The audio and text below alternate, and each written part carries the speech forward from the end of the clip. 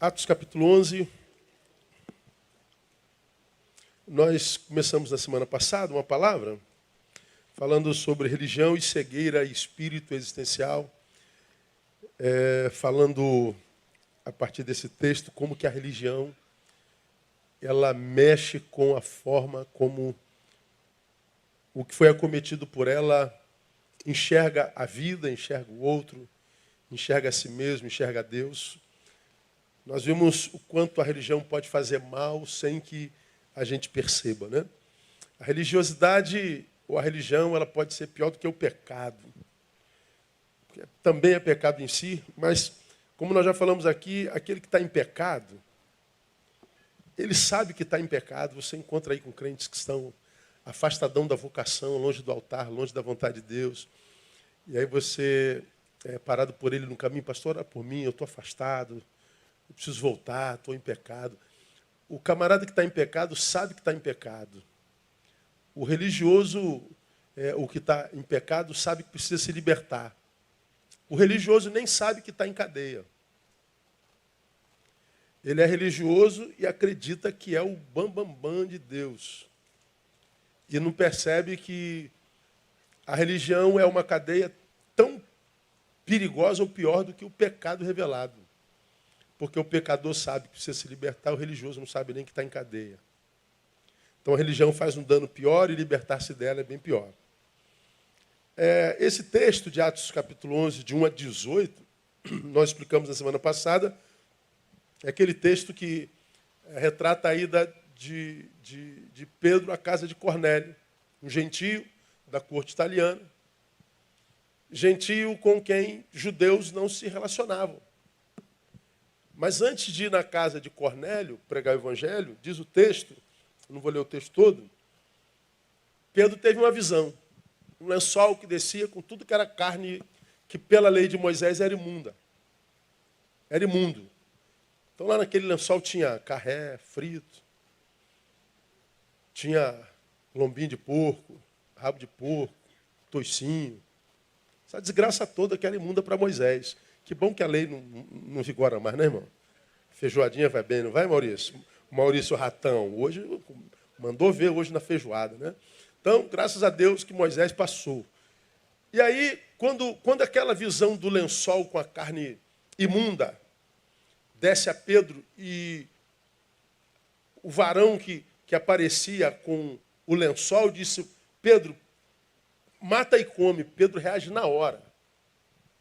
Não, meu senhor, eu não posso comer aquilo que é imundo.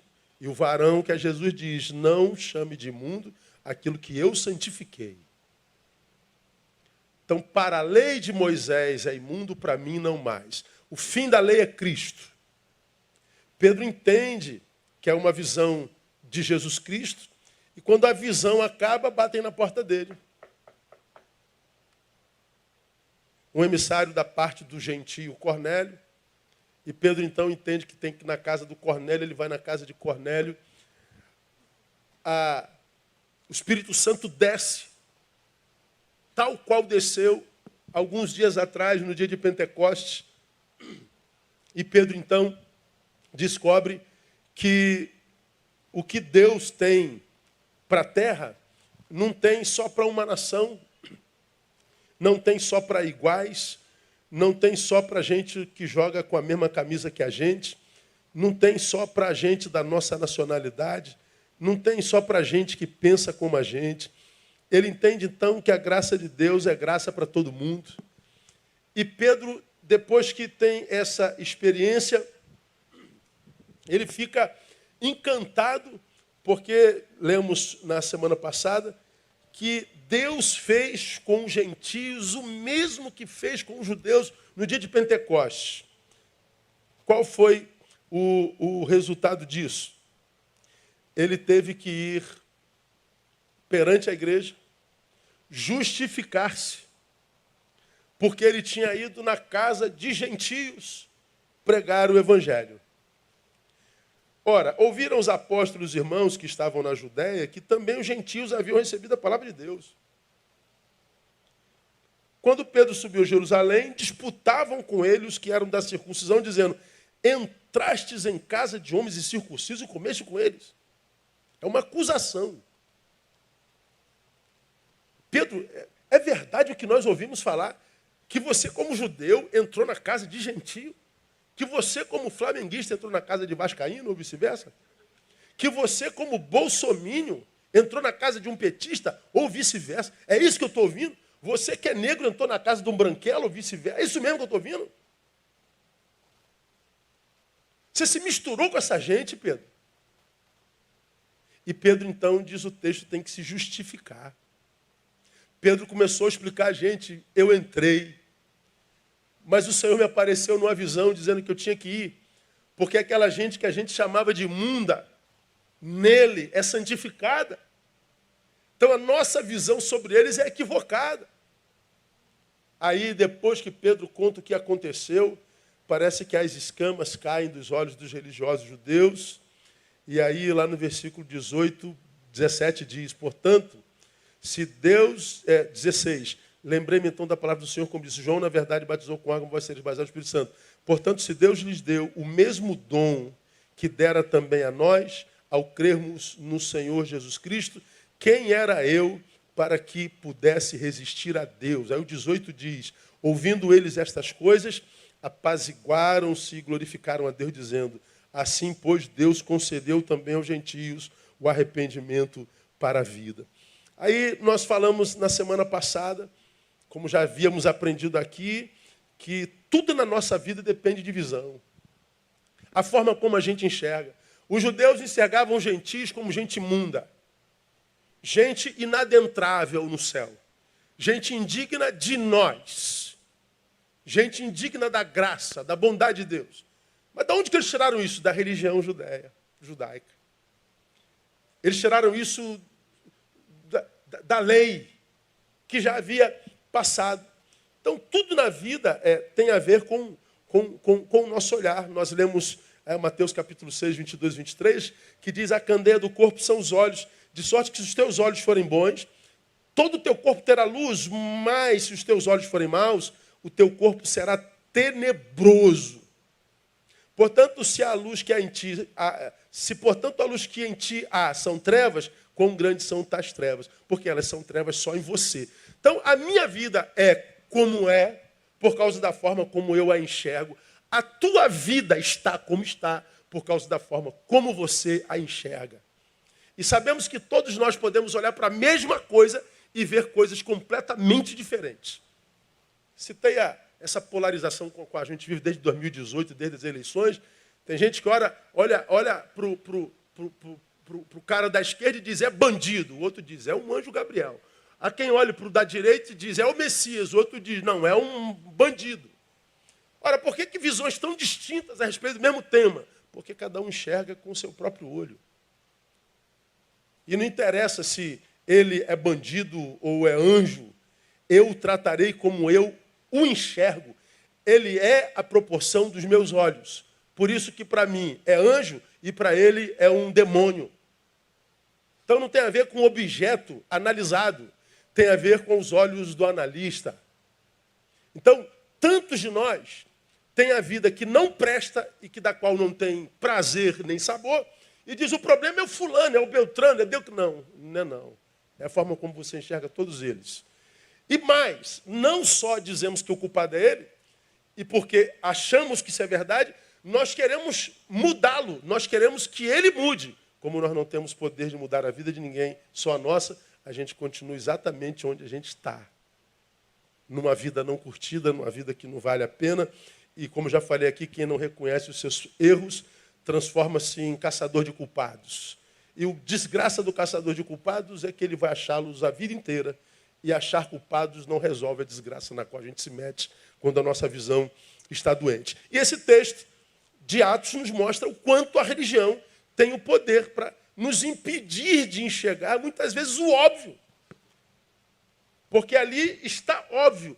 O Espírito Santo desceu, eles falaram em línguas, da mesma forma como em Pentecostes, eles caíram, outros disseram que estavam cheios de mosto, Pedro viu, Pedro levou irmãos com ele, viram, as pessoas da família de Cornélio viram também, então haviam testemunhas oculares, mas ainda assim os religiosos duvidavam. Ou seja, eles questionavam o óbvio. Por quê? Por causa da religião.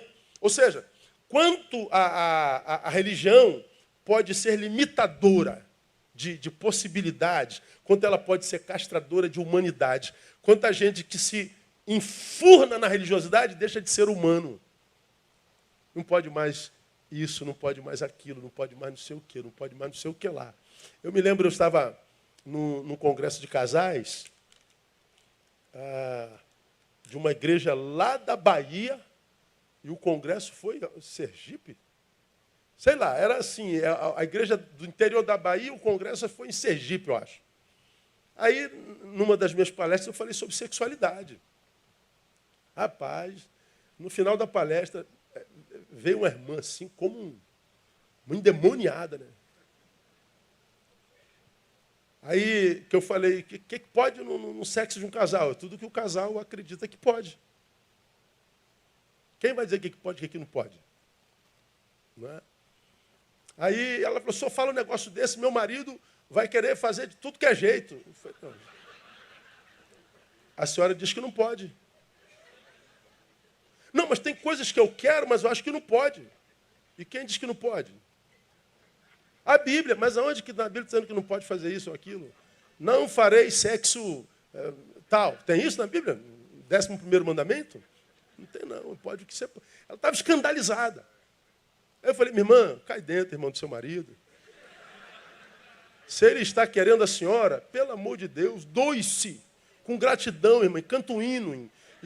Porque hoje os caras estão saindo fora, irmã. Pode, pastor? Não, não estou dizendo que pode, irmão. Eu estou falando que pode tudo que a senhora disser que pode. Ela sai e fala assim, pô, pastor, eu perdi muito tempo na vida, viu? Pois é, não perca mais, minha irmã. Não perca mais. Tivemos aqui alguém que veio dar uma palestra sobre sexualidade. Eu falei aqui já no nosso culto. Não, a gente estava num lugar e estava dando um amigo meu dando palestra. Eu falei aqui. Ele dando palestra sobre sexualidade, eu estou ouvindo. Ele falou assim, meus irmãos, nós que somos de Jesus, quando nós estamos na prática do coito, os irmãos saibam que lá dentro do seu quarto entram anjos e demônios. Eu falei, rapaz, eu vou sentar para ver onde é que esse negócio vai dar, né? Vai que eu não sei de alguma coisa. Quando o irmão ou a irmã faz o sexo tradicional, o que acontece? Os anjos entram e abençoam o seu coito. Mas se você fizer sexo assim ou assado, os anjos saem e entram os demônios. Gente, aí eu estou pensando, Deus, é muita gente dentro desse quarto. O cara vai broxar, meu, não é possível. Tu imagina, eu estou com a minha mulher pensando, não, meu amor, é demônio. Não, vem anjo. Não dá. Você imagina, o que a religião faz com o sujeito? Toca nesse assunto, alguns de vocês fecham a cara. Esse cara é um herege. Não, é a sua visão de enxergar o cara. O cara é uma bênção. Olha a história dele. A religiosidade nos castra em algumas coisas. Me converti e abandono meus amigos todinho, porque os meus amigos são do mundo. E o que é ser do mundo? Não são da minha religião. Ora, se a Bíblia diz que nós somos o sal da terra, o sal não tem que viver dentro do saleiro. Tem que colar naquele que não é sal mesmo.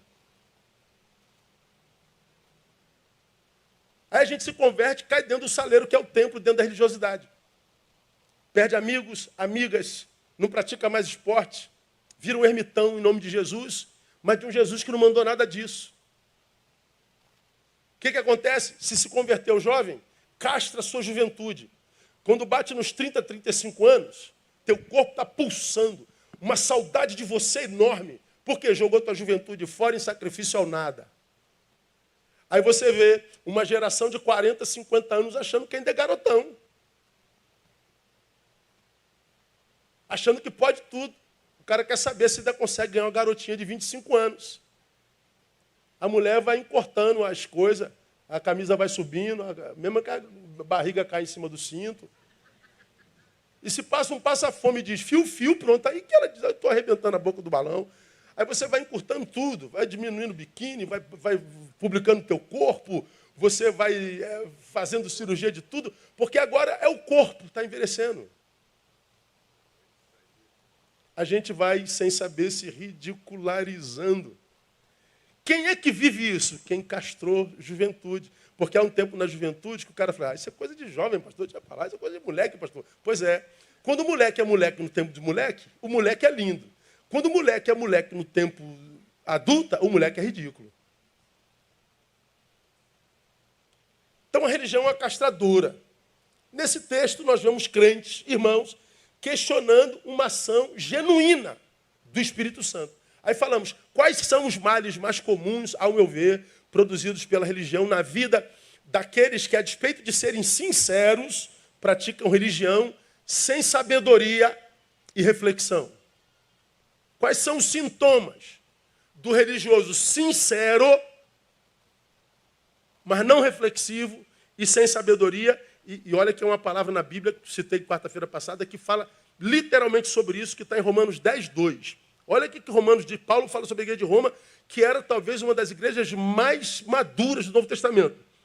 Porque eles dão testemunho, olha lá, de que tem zelo por Deus, leia o restante para mim, mas não com entendimento. São zelosos, sim ou não? São. Que bom. Tem entendimento? Não. É zelo sem visão. Zelo sem sabedoria. O teu zelo te esmaga. O teu zelo te castra. O teu zelo te empobrece. Por quê? Porque o zelo é ruim? Não, porque o zelo não é unido com entendimento. Não adianta nada. Então, zelo e visão, zelo e sabedoria, sinceridade e visão precisam caminhar juntos para poder frutificar em bênção sobre nós. Quais são os males? Falamos na semana passada. Uma visão superlativa de si mesmo. O religioso, ele acredita que pode julgar a espiritualidade do outro. Pedro, você esteve na casa daquela gente. Sim, o que você tem a ver com isso, irmão? Quem te perguntou alguma coisa? Quem disse que eu não poderia? A vida é minha e o que você tem a ver com isso? Bom, o religioso não sabe estabelecer limite. Ele é o invasivo que eu falei na gotinha. Ele é o que julga, ele é o que se vê. Por quê? Porque ele tem uma visão superlativa de si mesmo. Ele se vê para além da realidade. E qual é a desgraça de se ver de forma superlativa? Nós falamos, quem já se vê grande, abre mão da possibilidade do verdadeiro crescimento. Ora, se eu já me vejo grande, eu não preciso mais crescer.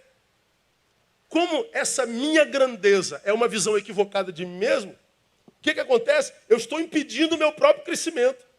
Autossabotagem. Aí você vê um monte de gente envelhecendo, mas não amadurecendo. Tu vê um monte de homem de 30, 40, 50 anos, que é um menino mimizento, para quem você não pode dizer verdade, coisa nenhuma, não pode dizer não, eu magoei, vou embora desta igreja. Aí dá vontade de dizer, vai para o diabo que te carregue. É aquela pessoa que envelhece, mas não amadurece, e que jamais vai dizer como Paulo, quando eu era menino eu falava, pensava, andava como menino. Quando eu cheguei a ser homem, diga para mim, acabei com as coisas de menino. O religioso não cresce jamais. Ele está sempre achando que pode se meter na sua vida. E se mete. Porque quem já se vê grande abre mão da possibilidade do verdadeiro crescimento. Quem já se vê grande se impossibilita de ver e reconhecer os que são maiores do que ele. Ou seja, se eu já sou grande, eu já tenho a visão equivocada de mim mesmo. Esse camarada que se vê grande, dificilmente reconhece pessoas maiores do que ele. Então ele se torna um insubordinado, alguém que não dá honra, alguém que não agradece, alguém que não aceita disciplina e exortação. Quem é você para me repreender se eu sou o tal? Não, só quem te diz que você é o tal é você. É só olhar você seus frutos. Não tem nada que te acompanhe para você se achar isso tudo que você tem. Você tem 30 anos de crente, mas só envelheceu, não tem frutos. É uma visão equivocada de si mesmo. Agora, qual é a desgraça disso? Porque quem abre mão de gente maior do que si, Abre mão de mestres. Abre mão de gente que poderia me fazer ascender. Abre mão de gente que tinha moral e capacidade de toda sorte para me botar diante do espelho e me fazer enxergar-me. O que não cresce nunca, ele foge diante daquele que, diante dele, o faz se ver como de fato é. Se auto-sabota. Quem se vê grande nunca será visto e respeitado com honestidade por aqueles que estão teoricamente abaixo dele. Nunca serão vistos e respeitados com honestidade por aqueles que estão abaixo dele. Por quê? Porque você se vê grande. Os que estão abaixo de você sabem que você não é. Geralmente respeitam o teu cargo, não a tua figura, a tua pessoa. Você é meu chefe. Eu tenho que me submeter a você, mas você não é líder. Te respeito porque você é primeiro tenente, eu sou segundo. Mas continuo achando você um jumento, diria o segundo tenente. Eu te respeito porque você é primeiro sargento, eu sou terceiro. Então respeito as tuas insígnias, mas a você não, porque você não se enxerga. Eu respeito porque você é pastor, mas não porque você tem autoridade espiritual, porque você tem capacidade de gestão ou de ministrar a palavra. Aí o que acontece? Esse que é líder, ele não para em lugar nenhum, ele vai pulando de igreja em igreja o tempo inteiro. E ele fica até ser contrariado, até que alguém o mostre quem de fato ele é. Né? Aí nós falamos na quarta-feira que quem investe só na imagem, investe na mentira que criou. E quem investe nessa mentira, abre mão da verdade que poderia ser. É autossabotagem o tempo inteiro. Na verdadeira espiritualidade, debaixo da luz de Cristo, na luz de Cristo, nós passamos a nos enxergar como de fato somos. E porque isso aconteceu, nunca chamaremos um igual de incircunciso, como os religiosos do texto, e porque quem está em Cristo tem sua capacidade ampliada e por causa disso quer sim ser exaltado, mas não por si mesmo. Por isso que a Bíblia diz, aquele que a si mesmo se humilhar será exaltado. A gente quer se ver exaltado, mas não por nós mesmos, mas por Deus. Vamos continuar nessa meia horinha. Segundo dano vindo da religiosidade. É que o religioso ou os religiosos preferem o debate ao diálogo. Não são bons de diálogos, são bons de debate. Bota o versículo 2, painel de Atos 11. E quando Pedro subiu a Jerusalém, leia a palavra, disputavam com ele os que eram da circuncisão. Disputavam. Podiam ter dialogado. Pedro, senta aqui um pouquinho, brother. Verdade, irmão, que você esteve lá na casa daqueles caras lá? Mas a troco de quê? O que rolou lá? Você esteve lá. Oh, diferente. Diferente. Mas o religioso é assim. O religioso não sabe ouvir e fala o tempo todo. O religioso não vê seus defeitos, mas é especialista em defeitos alheios. Pense no religioso da sua igreja. Você quer saber o defeito de qualquer um que está no altar em evidência, pergunte a ele que ele vai te dizer. É especialista em defeitos alheios, em equívocos alheios. Especialista. Mas dificilmente considera um defeito seu. Então ele vive em disputa. Qual a diferença entre debate, disputa e diálogo? Ora, quem debate busca superação sobre o outro. E quem dialoga busca comunhão. É diferente ou não é? Eu não quero dialogar contigo, não quero entendimento contigo. Eu quero debater contigo e te vencer. Eu quero superação. Ora, quem debate quer superar, vencer o outro. Quem dialoga quer crescer com o outro. Quer se enriquecer com o saber do outro. Ô Pedro, eu jamais iria lá, cara, eu sei lá, acho que não deveria não, hein? Mas o que rolou lá? Valeu a pena? Rapaz, valeu, senta aqui, eu vou te contar. Olha, rapaz, então o Espírito Santo, ele age para além do muro, se o Espírito Santo age fora do muro, como eu quero viver sobre o agir do Espírito Santo, então a minha vida vai se ampliar em possibilidades também. Se há um muro, posso botar pelo menos uma porta. Minha vida amplifica a impossibilidade. Eu não preciso ir aqui dentro. Não, mas o religioso não dialoga. Ele acusa, ele aponta erro. Ele acha que é o gestor da vida alheia. Agora pergunto a vocês na prática. O que nós mais vemos hoje? Diálogo ou disputa? Diálogo ou debate? Meu irmão, coloca aí na tua rede. A terra é redonda. Logo aparece um jumentinho. Redonda nada. A terra diz que, Jeremias diz que Deus está sentado sobre o globo da terra. Ela é oval. Aí daqui a pouco parece um terraplanista. Não, a terra é plana. Seu jumento, plana nada. Deixa de ser burro, seu cavalo jumento. O cara aí começou. Aí daqui a pouco, não chama o cara de jumento, não. Jumento é você. Só porque tu escreveu que a terra é redonda. Briga, debate. E é absurdamente assustador. E para mim, mais assustador é como que você que vive nisso não consegue perceber que você foi cooptado por essa cultura. Porque eu não sei se você sabe, dá para ler uma coisa no Facebook, mesmo sem discordar, e passar a página.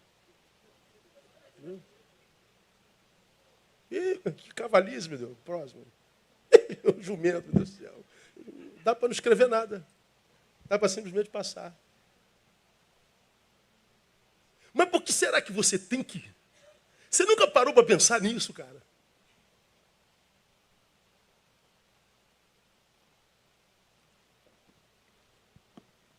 Debate.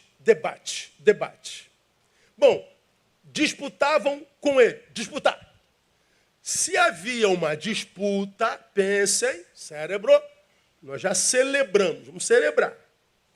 Se há uma disputa, a disputa é por alguma coisa. Que coisa é essa? Pedro foi para a casa do gentio.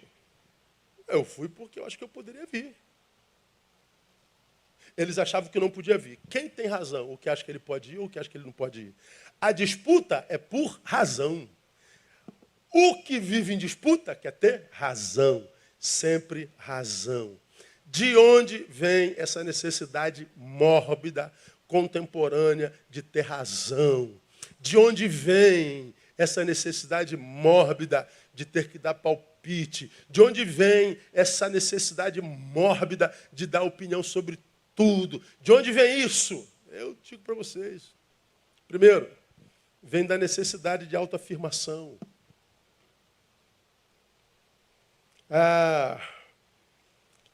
Eu não disputo com você por causa de você, eu disputo com você por causa de mim. Não tem nada a ver com você. Não, você não podia... Irmão, eu tive uma visão assim.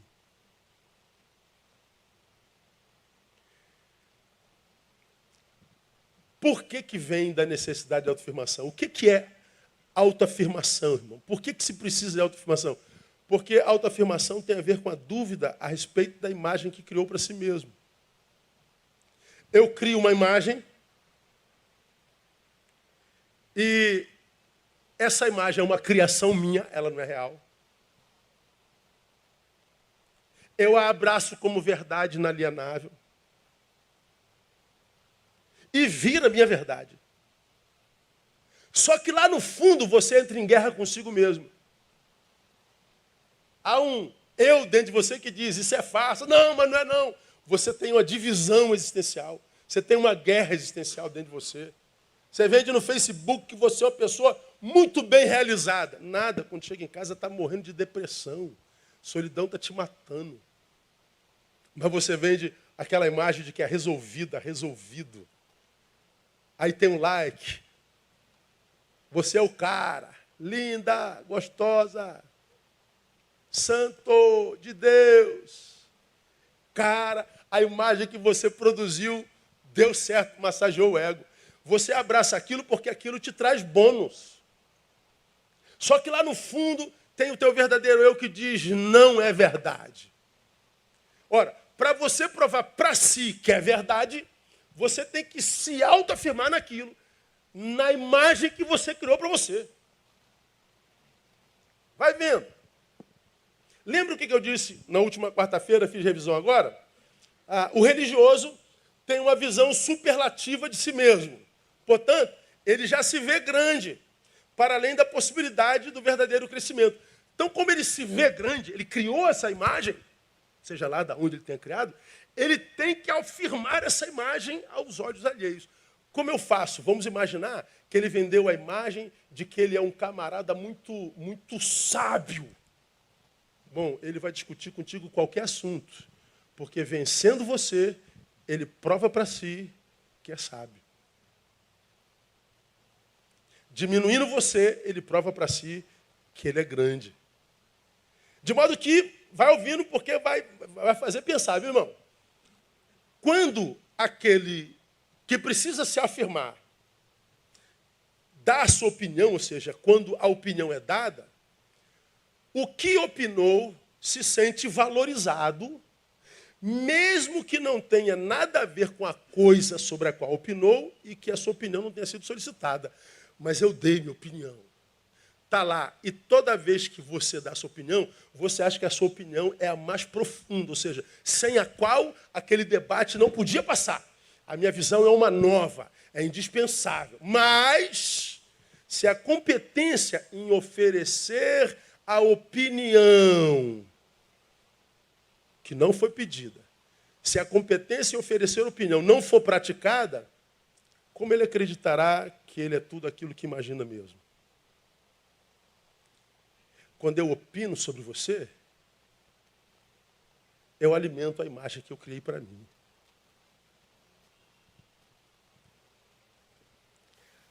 Agora, veja só. Como ele se convencerá de ser tudo isso que pensa de si, se não der suas opiniões sobre tudo? Economia, política, teologia, antropologia, pastoreio, medicina. Aí está o nome dele lá, João da Silva, em todos os comentários. E ele se acha. O que você sabe de economia? Eu fiz um cursinho de meia hora no Jardim Novo outro dia. Você sabe de política? Eu li um livro do fulano de tal. Sabe nada. Ele está discutindo com doutores, especialistas, gente que pratica isso o tempo inteiro. Os que estão lendo o comentário dele estão dizendo, é um idiota. Mas ele está dizendo, estou competindo com os sábios. E não adianta dizer que ele é, porque a imagem que ele criou para si já está absorvida como verdadeira. Aí, olha só, como que ele pode se convencer de ser tudo isso se ele não der a sua opinião? Eu responderia para ele ou para você, olhando para a relevância da sua vida real. Esquece o que você publica, esquece o que você comenta, esquece o que você escreve e olha para a tua vida real. Desliga a rede e olha para a vida real. Você vai ver que esse que precisa se autoafirmar vai descobrir que ele quase sempre é um insignificante social.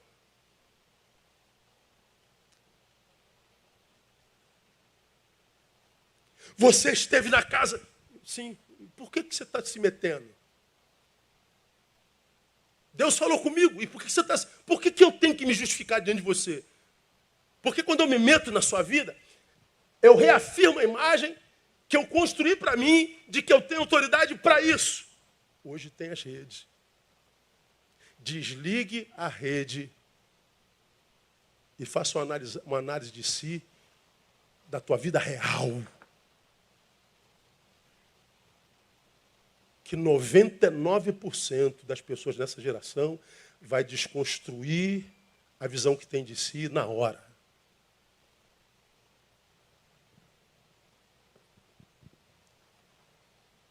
Ou seja, para a pessoa que não suporta a realidade, tem que mergulhar na rede mesmo. Triste isso, não é?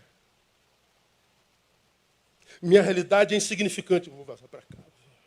Tira foto daquela viagem lá que você fez para Friburgo. Ah, bota aquele restaurante que você comeu na Barra. Tira foto com o marido, finge que está feliz. E sacia-se nos likes. Tira foto do glúteo. Gostosa. Pedaço de carne. Ninguém valoriza o cérebro. Valoriza o corpo e você se desvaloriza quando faz isso. Porque você é um servo do Senhor e quem olha para você deveria ver Jesus de Nazaré. Está dando para entender, minha igreja? Tem que mergulhar na rede. Eu mandei uma imagem aí, painel. Bota para mim aí, vê se você chegou aí no coisa de um cara que está preso.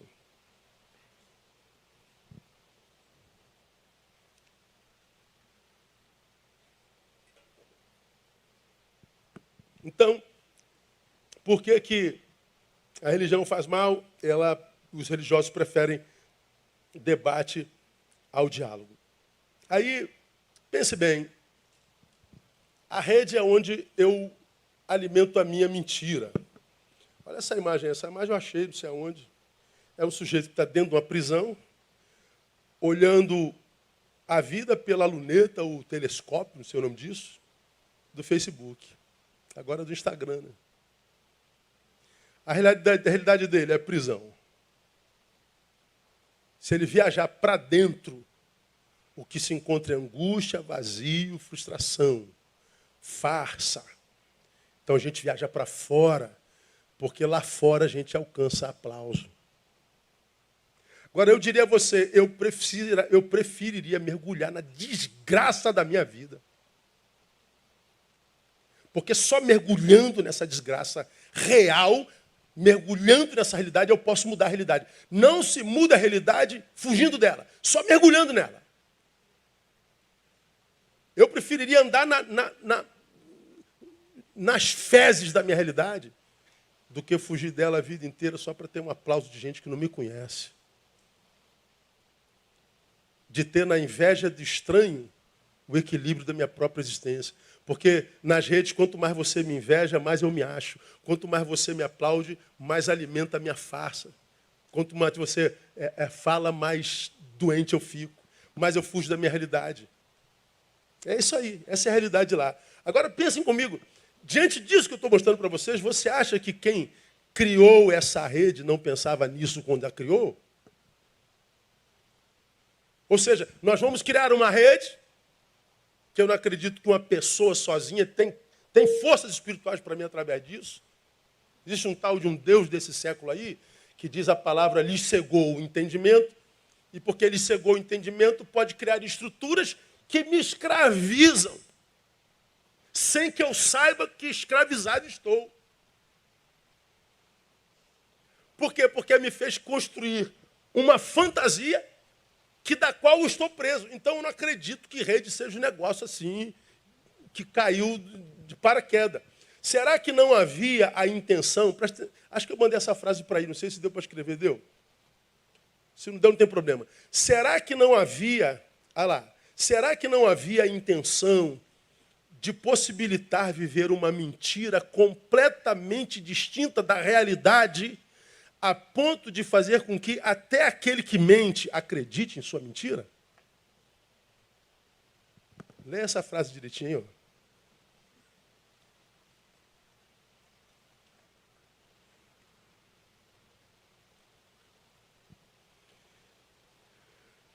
Para mim, quem criou a rede não criou à toa. Pô, pastor, está falando mal? Não estou falando mal da rede. É o melhor instrumento criado pelo homem até hoje. Na mão de uma pessoa saudável, na mão de uma pessoa com conteúdo, na mão de um produtor de vida, é a melhor ferramenta da história da humanidade. O problema é que quem está usando-a está doente, não sabe, criou uma mentira que até ele acredita. A religião faz a mesma coisa. Faz o sujeito criar uma mentira para si, e ele passa a acreditar nessa sua mentira. Aí, 2 Coríntios capítulo 4, versos de 3 a 5, tem uma palavra que eu acho muito legal, que eu acho que corrobora. Mas, Se ainda o nosso evangelho está encoberto, é naqueles que se perdem que está encoberto, nos quais o Deus deste século lhe cegou o entendimento dos incrédulos, para que lhes não resplandeça a luz, ou seja, veja, e eu já preguei nesse texto, o Deus desse século lhe cegou o entendimento, não cegou a vista. Eu vejo, mas não discerno plenamente. Eu vejo, finjo que entendi, penso que entendi, mas não entendi nada. Acreditei na minha mentira, acreditei na minha projeção, impossibilitei-me para a realidade.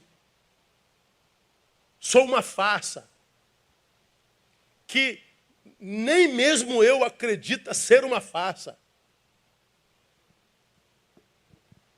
Aí, para que lhes não resplandeça a luz do Evangelho e da glória de Cristo, o qual é a imagem de Deus.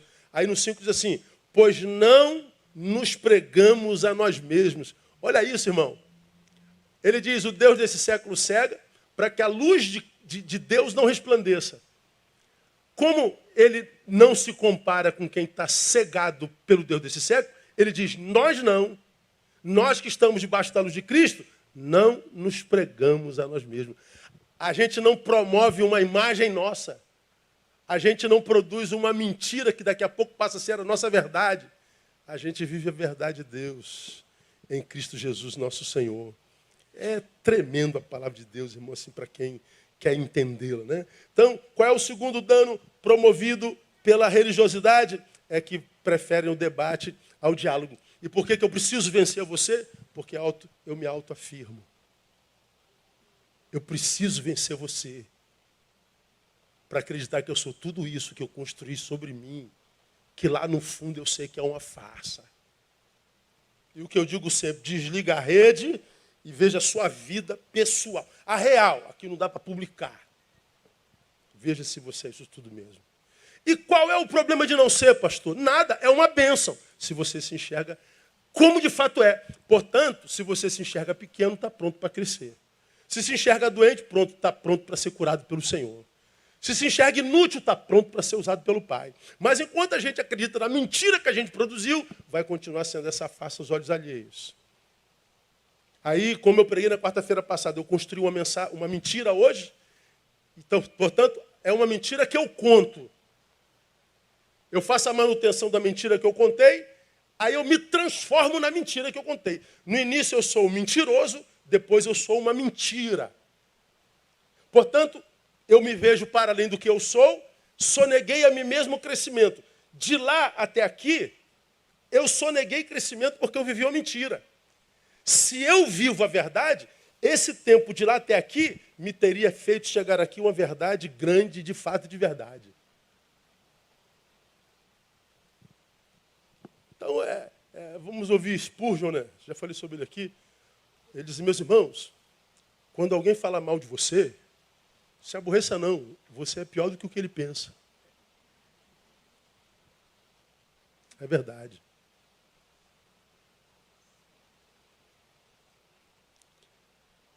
Mas os que não se enxergam dizem, com quem você pensa que está falando?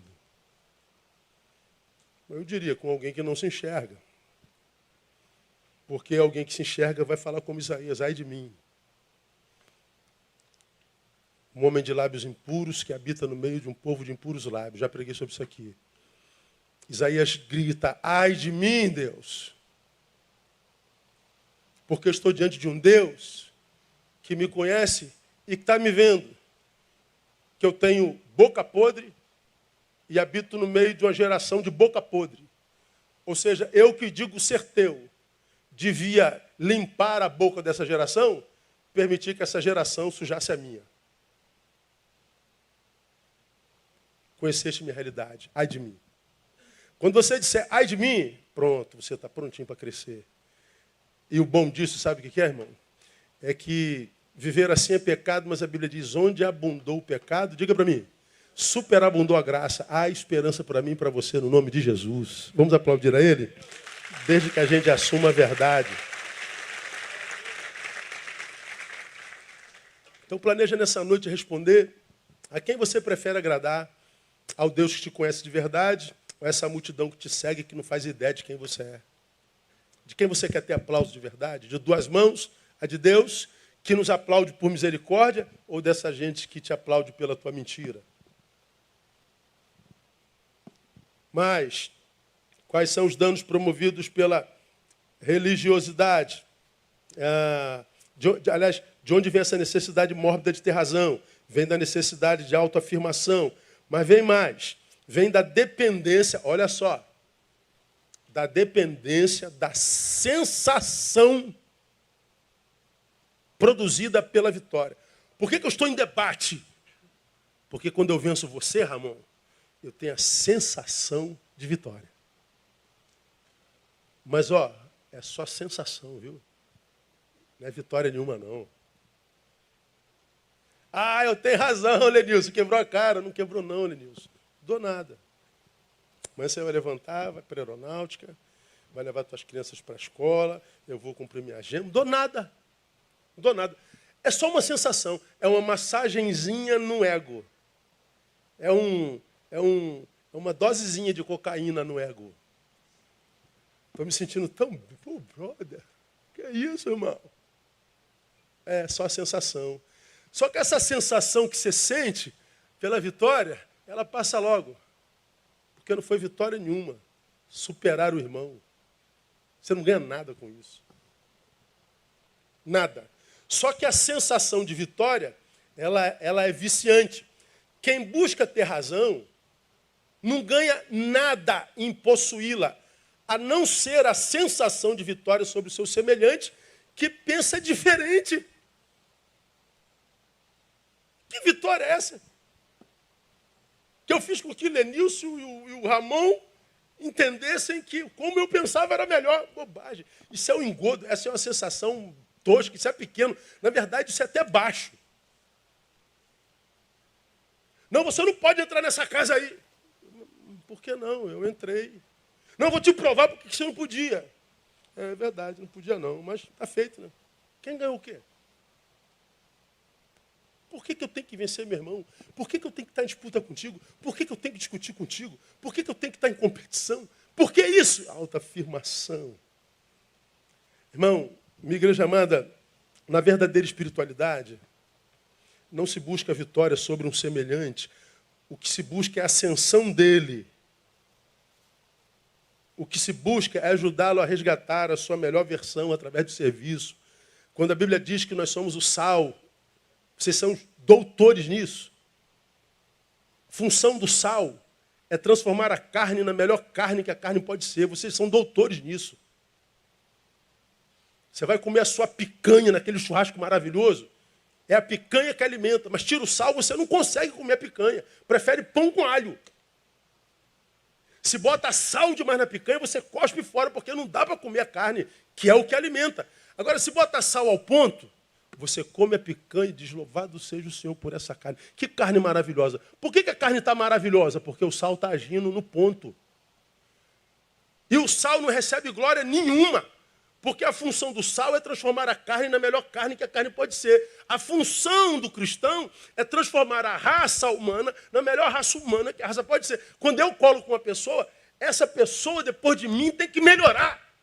Então eu não tenho que competir com ela, eu tenho que servi-la. Quem não conhece Jesus diz utopia. O evangelho é uma utopia. Mas por que você tem essa danada dessa necessidade de ter razão? Porque você está doente, pô.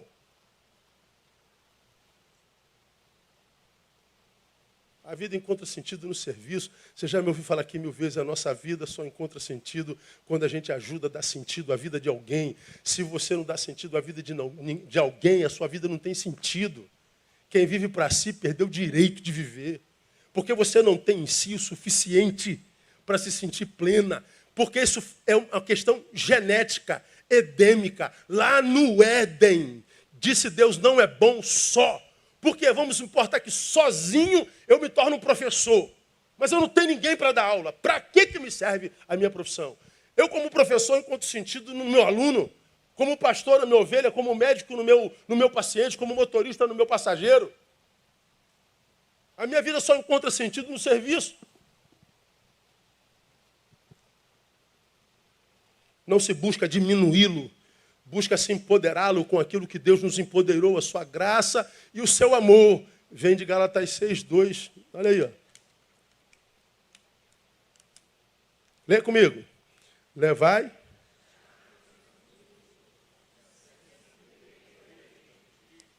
Resumo da lei de Cristo. Qual é? Levar a carga um do outro. Levar a carga um do outro.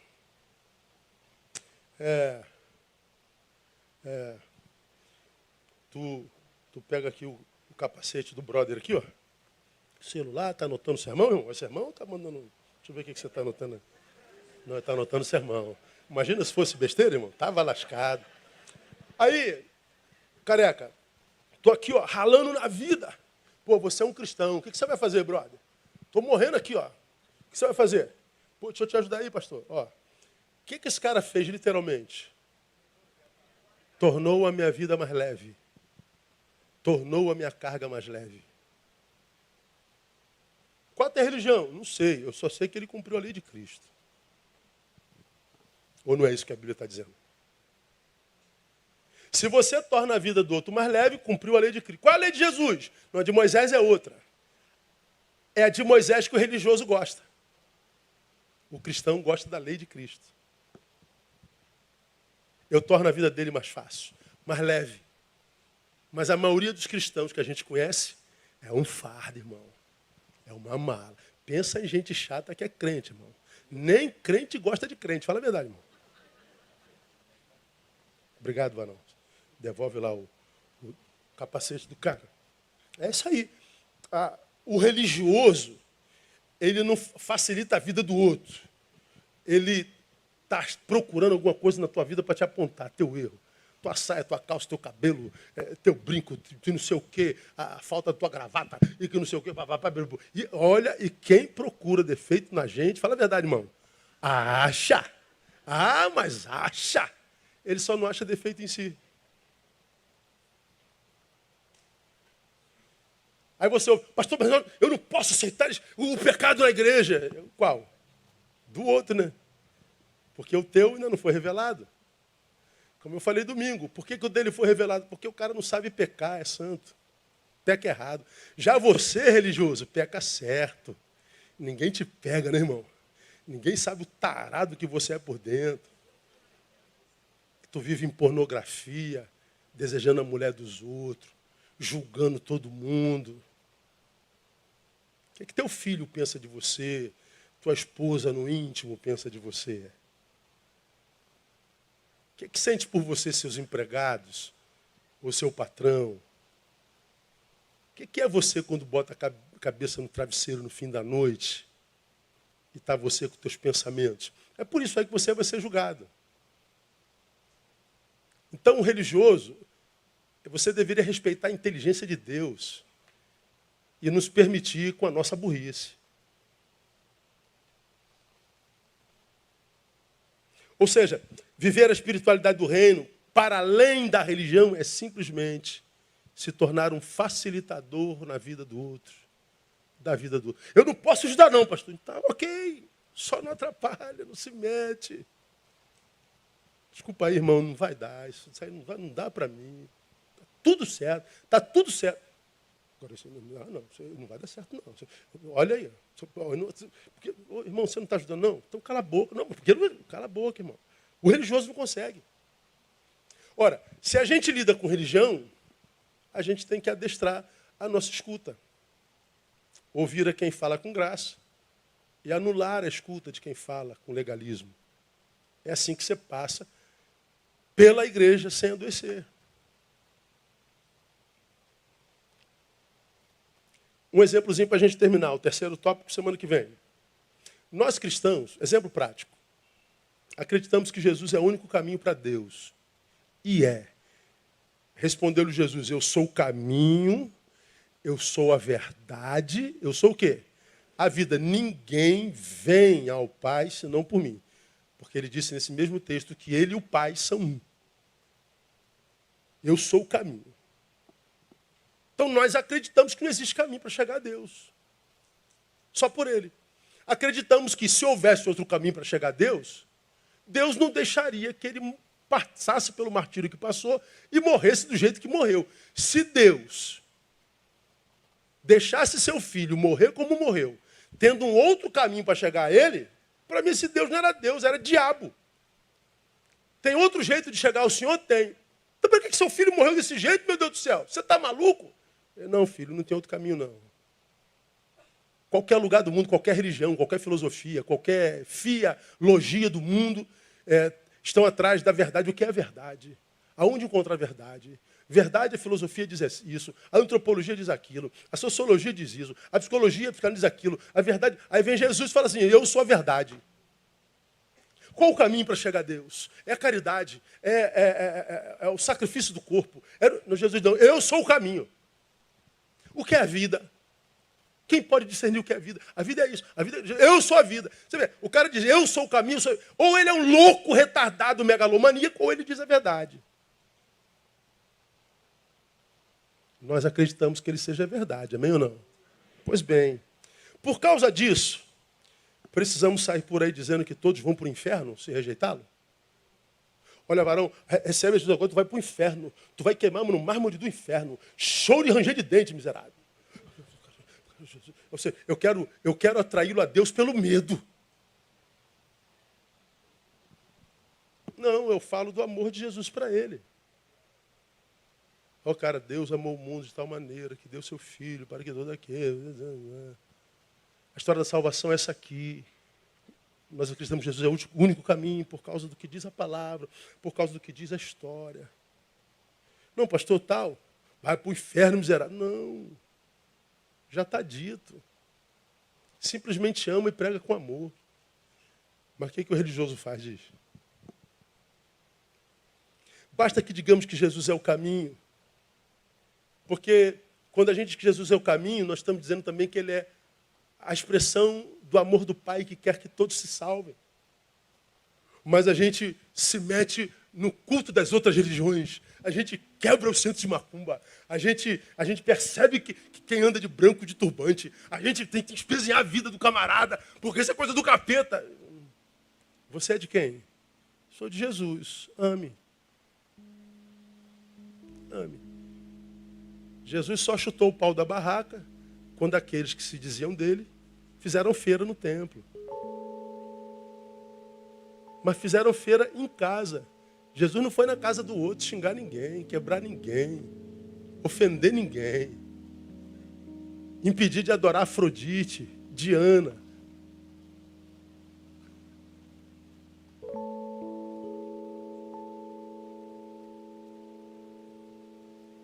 Há quem prefira pregar o inferno para converter pelo medo. É a pergunta que eu faço. Quem vem por medo se converteu mesmo? Por que você está aqui? Porque ama Jesus? Não, porque eu tenho medo do inferno. Aí Jesus fala assim, o que te traz aqui, filho meu? Aí você diz, eu vim porque eu tenho medo do inferno. Eu vim porque eu quero ser curado. Eu vim porque eu quero prosperar. Eu vim porque eu quero ter. Eu vim porque eu quero enriquecer. Ah, você veio a mim... Mas não é por causa de mim. Não, eu vim por causa do que tu dás. Ah, então você está na minha presença por causa de você. Então, mesmo aqui você está longe, filho. Mesmo aqui você está longe.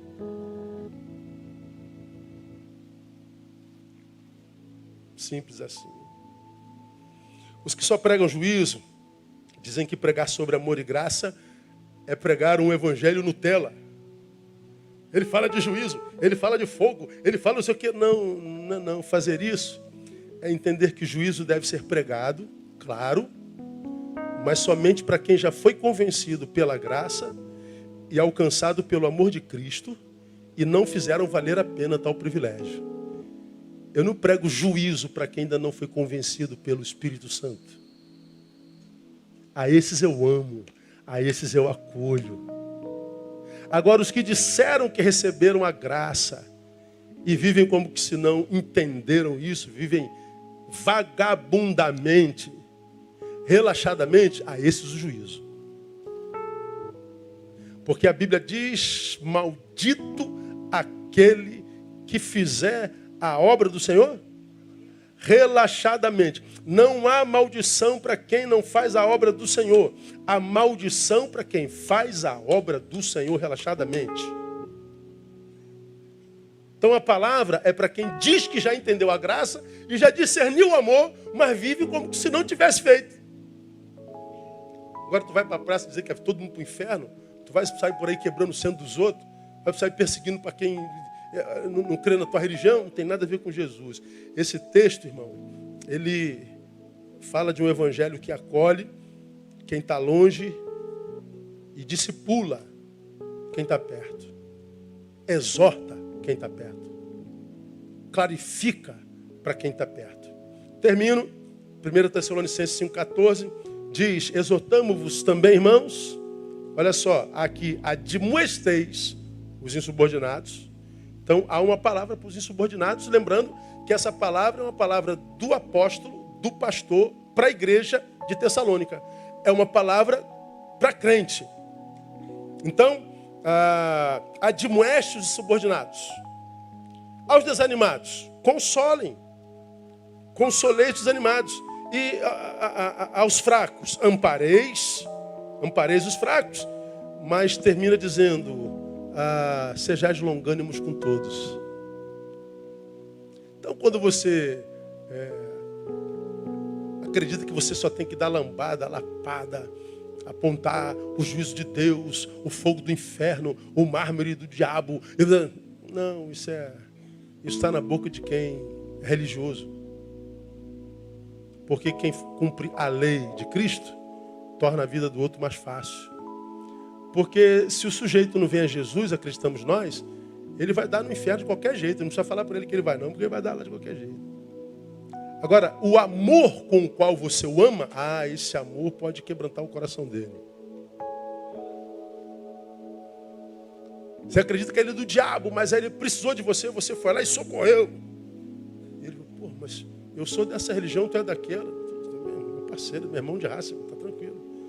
Tu vai embora, o teu amor ficou lá. Mas por que esse cara precisou de novo, tu tá lá? Mas de novo esse cara me ajudou, cara. Mas por que se eu falei mal dele, quando ele precisou eu não ajudei, e agora ele está aqui me ajudando, pô. O amor cobre o quê? Uma multidão de pecados. Porque a Bíblia diz que o amor é forte como a morte. Agora só ama quem vive a espiritualidade do reino. O religioso, ele ama a lei de Moisés. Porque a lei de Cristo ele não consegue praticar, que é facilitar a vida do outro. É um facilitador. A nossa oração, irmão, e o nosso desejo, o que a gente ora ao Senhor, para que a nossa igreja seja assim, uma igreja que facilita a vida das pessoas, mas que não lhes impede de refletir. Que toda vez que você entrar aqui, você saia confrontado mesmo. Porque a gente não tem interesse em massagear ego e nem de fazer crescer número de frequentadores. A gente quer que você seja um sinal do reino de Deus no seu trabalho, na sua faculdade. Que você entenda que para isso tem que inclusive se livrar dos religiosos. Não abra mão dos pecadores, eles sabem que estão em pecado, precisam de libertação. O religioso nem sabe que está em cadeia. Então não abra mão do seu amigo, da sua família, não abra mão do pessoal do teu futebol, do pessoal do teu esporte. O lugar de sal é lá. Só mostra para eles o que Jesus fez na sua vida com testemunho. E quando eles precisarem de alguém para ajudar a dividir o fardo, divida o fardo com eles. Mesmo que você não saiba falar nada, divida o fardo, o resto o Espírito Santo faz. É Ele quem convence o homem do pecado, da justiça e do juízo. Que Ele nos use para melhorar esse planeta no nome de Jesus. Vamos aplaudir a Ele. Vamos embora com a graça de Deus. Vamos orar. Aleluia. Pai, muito obrigado pela clareza da Tua palavra. Muito obrigado por aqueles que ainda podem entender, cuja religião, ó Deus, não sequelou totalmente, e o Deus desse século não cegou totalmente. Que essa palavra nos confronte, nos faça refletir sobre que tipo de vida levamos no caminho. Acredito, ó Deus, que a oração da maioria de nós aqui é ser uma verdade diante do Senhor, mesmo que essa verdade no momento seja reprovada, mas verdade. Prefere ser essa verdade do que ser essa mentira que muitas vezes produzimos de nós mesmos e nas quais a gente acaba acreditando. Livrai-nos disso, Deus.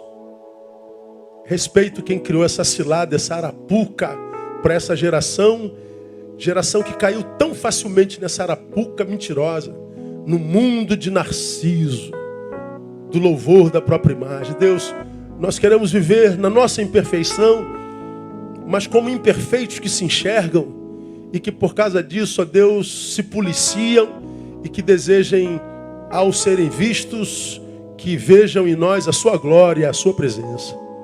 Faz-nos úteis, não famosos. Faz-nos relevantes, não exibicionistas. Faz-nos, ó Deus, viver de tal forma que a gente extraia aplausos de duas mãos, as tuas, que nós ouçamos do Senhor: tu és meu filho em quem me comprazo, e não de multidões que não nos conhecem. Livrai-nos disso. Leve-nos em paz, guarda-nos do homem mau e, por gentileza, pelos méritos de Jesus, nos dê um restante de semana abençoado na tua presença. Oramos confiados e gratos, no nome de Jesus, nosso Senhor que reina. Amém e aleluia. Melhor aplauso a Ele, Deus abençoe. Domingo nós só temos culto de manhã. As inscrições do CT Missional continuam abertas, as vagas estão acabando. Entra lá no site, faça a sua inscrição. Dá um abraço no teu irmão e vai com Deus. Até domingo.